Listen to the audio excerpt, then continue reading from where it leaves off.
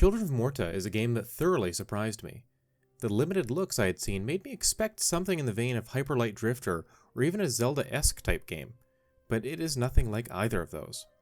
Instead, Children of Morta is a roguelite action RPG that feels like a more narrative-focused Gauntlet with a little bit of Diablo mixed in.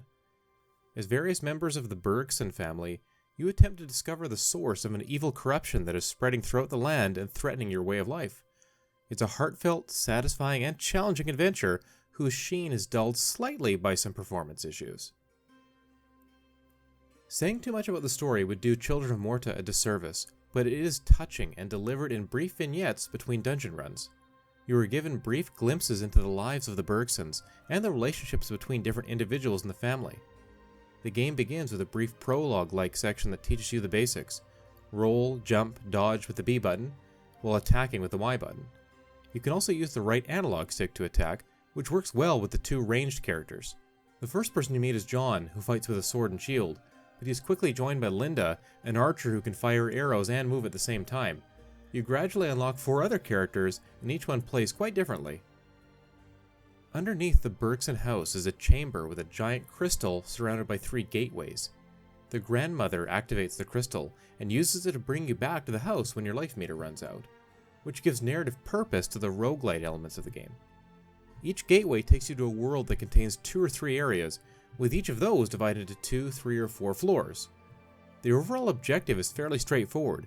Take your chosen character from the starting floor to the end, where a boss encounter awaits. Defeating all of the bosses in a given area releases a guardian spirit of sorts that sheds light on the history of the corruption and points you towards your next objective. Defeating enemies in the dungeon gives you experience points and gold drops, as you might expect, but charms and relics are also present and can power you up for that run, making it easier to reach and defeat the end boss. Leveling up gives you skill points that allow you to fill out a skill tree for each character that grant you damage dealing and crowd control abilities. But a really neat perk is that every few levels you open up a bonus that applies to every family member. For example, when Linda reaches level 4, every Bergson receives a permanent boost to their movement speed. This mechanic encourages you to play as different family members. That's the carrot.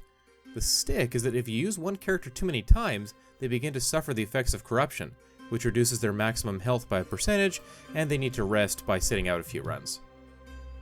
Gold can be used to purchase health, damage, speed, and other upgrades from Ben the Blacksmith, and more upgrades become available as you find certain artifacts and documents in the dungeons, so exploring each floor thoroughly and carefully is a good strategy early on while you're weaker and not flush with cash. Other bonuses can be purchased as well, such as boosts to experience gained and how often gemstones are dropped. Gemstones function as a type of currency within the dungeons themselves. They can be used to open locked chests and to exchange for various items, like the aforementioned relics and charms, with a shopkeeper who randomly appears. The floors of each dungeon are randomly generated and contain different enemies and traps that change when you move to a new world.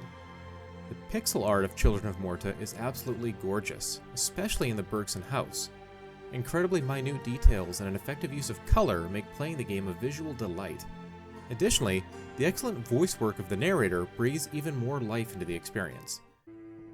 Near the house stood a shrine to Rhea Dana, goddess and daughter of the land, of Rhea and a being of comfort.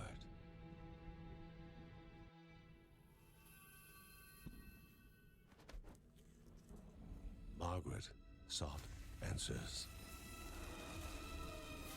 but the goddess did not speak.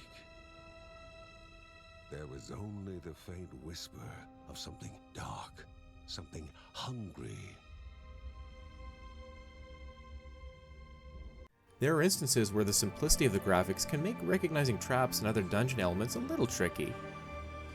In terms of audio, the music during the final boss encounter completely bugged out for me, which meant that I missed out on all the ending narration and theme. It's actually a spectacular sequence, and I was pretty bummed that it was partly ruined by an audio glitch, so hopefully that gets fixed before or around launch. Children of Morta is one of the most wonderful surprises of 2019, and it needs to be on your radar. The progression system and unlockables mean that even an unsuccessful 20-minute run will yield tangible growth to make the next run easier. Those who aren't wholly into roguelites, like me, will still enjoy the variety and action of the gameplay. Better still, it's impossible not to be captivated by the Bergson family's struggle for survival and togetherness against a formidable evil. A 2-player co-op option is the cherry on top of this exquisitely crafted experience.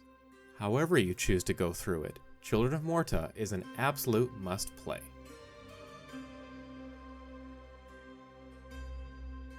This video was made possible by our generous supporters on Patreon. Check out patreon.com/NWR for all the details.